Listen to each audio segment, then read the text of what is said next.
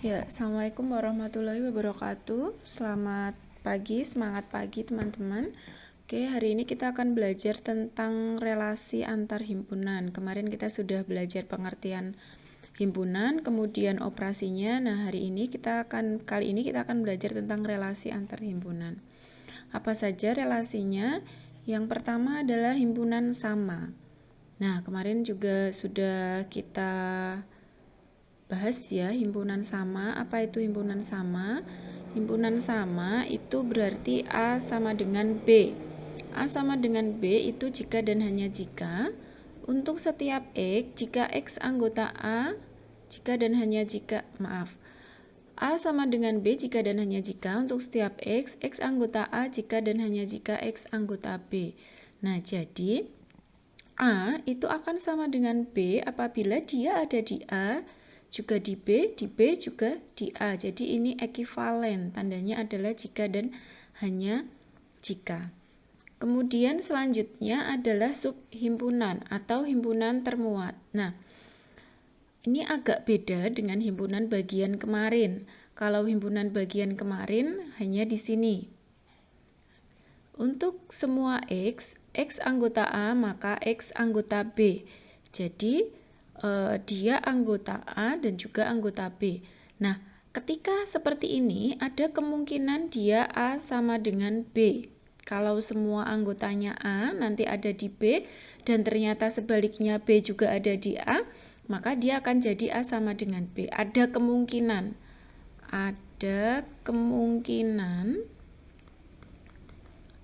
A sama dengan B. Nah, namun untuk A termuat di B, lihat kalau A bagian dari B, kemarin kan seperti ini. Ada tanda di sini bagian. Nah, kalau A termuat itu tidak ada garis di bawahnya. Artinya dia benar-benar seperti ini. Untuk setiap X, jika X anggota A maka X anggota B dan ada X yang ada di B yang bukan anggota A.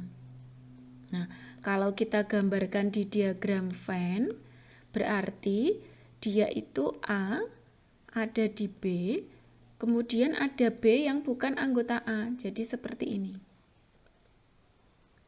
Nah, ini A termuat di B. Jadi nanti ada anggota dari B yang bukan anggota A. Tetapi kalau ini boleh disebut A bagian B, boleh. A termuat B juga boleh. Nah, tapi kalau A bagian B itu maksud saya ada kemungkinan dia himpunannya sama. Jadi ada kemungkinan seperti ini. Ini A dan ini juga B. Nah, ini boleh dikatakan A himpunan bagian dari B, boleh juga A sama dengan B. Tapi tidak bisa kita katakan A termuat di B. Nah, begitu ya, paham ya? Jadi, kalau A termuat di B kemarin kan hanya seperti ini untuk semua X. Jika X anggota A, maka X anggota B. Begitu kan? Nah, ini A himpunan bagian, maka ada kemungkinan A sama dengan B. Nah, tetapi kalau A termuat di B, itu artinya untuk semua X, jika X anggota A, maka X anggota B, dan ada X sedemikian sehingga X anggota B dan X bukan anggota A. Jadi ada sisanya lah gitu mudahnya. Begitu ya, itu adalah subhimpunan atau himpunan termuat. Kemudian yang selanjutnya adalah himpunan beririsan. A beririsan dengan B jika dan hanya jika A irisan B-nya bukan himpunan kosong.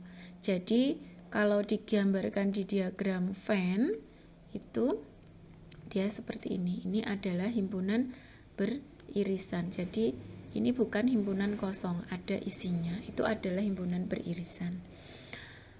Nah, kemudian kalau himpunan saling asing, simbolnya seperti ini. A saling asing dengan B jika dan hanya jika A irisan B-nya himpunan kosong. Kalau kita gambarkan di diagram Venn seperti ini. Ini A, ini B. Nah, beda. Jadi, tidak ada yang beririsan sama sekali. Atau A irisan B-nya himpunan kosong. Itu himpunan saling asing. Untuk selanjutnya adalah himpunan sederajat. Himpunan sederajat. Dua buah himpunan A dan B dikatakan sederajat apabila terdapat pemetaan satu-satu antara anggota himpunan A dan B. Mungkin pemetaan satu-satu apa ya maksudnya pemetaan satu-satu? Nah, atau nanti itu kita pelajari di fungsi. Nah, jadi definisinya bisa seperti ini atau boleh juga seperti ini. Atau bisa dikatakan dua buah himpunan dikatakan sederajat apabila banyak anggota himpunan A dan B adalah sama. Jadi banyaknya anggota itu adalah sama, maka dia dikatakan sebagai himpunan sederajat. Bagaimana dengan himpunan berhingga? Kemarin kita juga sudah membahas himpunan berhingga. Himpunan berhingga apabila terdapat M anggota yang berbeda, di mana M-nya adalah bilangan bulat positif. Himpunan yang selain himpunan berhingga nanti dinamakan himpunan tak berhingga. Oke, nanti kalian bisa sebutkan contoh himpunan berhingga. Jadi anggotanya itu tertentu. Jadi memiliki M anggota dengan M-nya adalah anggota bilangan bulat positif. Itu adalah himpunan berhingga. Nah, di dalam himpunan berhingga itu berarti ada anggotanya ya.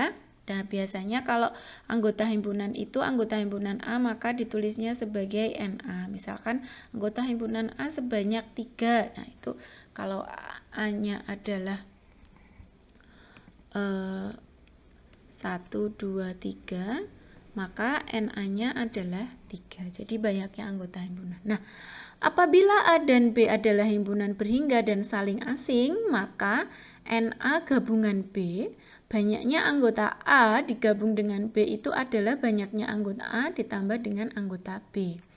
Itu kalau dia saling asing, tadi tidak punya irisan sama sekali. Nah, tetapi misalkan S itu himpunan berhingga dengan semestanya S, maka boleh dikatakan N dari A komplement itu adalah banyaknya himpunan anggota semesta dikurangi banyaknya anggota A. Oke. Selanjutnya, kalau A dan B itu himpunan berhingga, maka A gabungan B dan A irisan B-nya juga pasti berhingga. Nah, nanti kalau himpunan itu beririsan, maka NA gabungan B tidak bisa kita katakan seperti ini.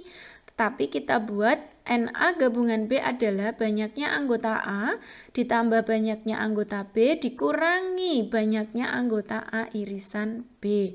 Nanti baru kita memperoleh banyaknya anggota A gabungan B. Nah, kalau A gabungan B gabungan C bagaimana? Nah, ini boleh kalian cari. Oke. Nah, sebagai contoh, misal kita punya himpunan A dan himpunan B. Himpunan A itu ada totalnya semua 30 mahasiswa mengambil jurusan akuntansi. Nah, kita totalnya adalah 110 mahasiswa. Kemudian 35 mahasiswa mengambil jurusan PGSD. Nah, 20 mahasiswa itu mengambil dua-duanya. Nah, itu di sebuah asrama ada seperti itu. Nah, ketika kita ditanya NA gabungan B, maka itu berarti sebenarnya kalau kita gambarkan itu kan irisannya yang mengambil dua-duanya kan 20. A tadi kan ada 30. Berarti yang A saja ya 30 dikurangi 20 atau dia adalah 10. Kemudian B tadi kan totalnya 35. Kalau irisannya 20 berarti yang B saja itu ada 15. Sebenarnya kalau digambar di diagram Venn seperti ini. Nah, kalau NA gabungan B itu kan ya 10 ditambah 20 ditambah 15. Totalnya 45. Atau kalau kita pakai rumus boleh NA ditambah NB dikurangi NA irisan B. NA-nya berapa? 30. NB-nya berapa? 35. Irisannya berapa? 20. Banyaknya 45. Nah, kalau kita secara logisnya tadi gitu karena dua-duanya itu harus dikurangi 20. Jadi ditambahkan kemudian dikurangi irisannya. Atau tadi 30 dikurangi 20, 10, 35 dikurangi 20 itu 15 kita tambahkan. Oke. Nah, kalau yang tidak mengambil akuntansi dan PGSD ada berapa? Ya 110 dikurangi 45. Berapa itu? Oke, dia adalah 65. Berarti yang di luarnya itu ada 65. Jadi selain A dan B itu ada 65. Nah, itu adalah tadi himpunan berhingga bisa kita terapkan untuk mencari gabungan tanpa kita mendaftar. Jadi mencari banyaknya anggota. Nah, untuk latihannya, yang pertama kalian sebutkan contoh himpunan berhingga, kemudian kerjakan yang ini. Kalau ada 50 mahasiswa belajar bahasa Prancis dan belajar bahasa Jerman. 25 orang belajar bahasa Prancis, 20 orang belajar bahasa Jerman, 5 orang belajar keduanya. Nah, nanti silahkan ditentukan yang hanya belajar bahasa Prancis saja berapa orang. Yang tidak belajar bahasa Jerman, berarti selain bahasa Jerman. Yang belajar bahasa Prancis dan bahasa Jerman, dan yang tidak belajar keduanya. Boleh kalian pakai rumus, boleh kalian pakai logika dengan menggunakan diagram Venn. Kemudian nanti yang ketiga, berikan contoh himpunan sama, termuat, beririsan, himpunan saling asing, dan himpunan sederajat. Kemudian yang keempat, nanti ada pertanyaan, apakah himpunan yang sederajat pasti himpunan sama? Apa alasannya? Jika iya, apa alasannya? Jika tidak, apa alasannya? Apakah himpunan yang sama pasti himpunan sederajat? Jelaskan. Jika iya, apa alasannya? Jika tidak, apa alasannya? Baik, silahkan dikerjakan. Nanti jika masih ada pertanyaan, kita diskusikan di Google Classroom atau via grup. Baik, sekian dari saya materinya. Semoga yang saya sampaikan bermanfaat. Nanti ada beberapa yang kita bahas, silahkan simak di Google Classroom. Ini adalah materi terakhir dari himpunan. Untuk selanjutnya kita besok akan belajar tentang fungsi dan relasinya. Baik, sekian dari saya. Wassalamualaikum warahmatullahi wabarakatuh.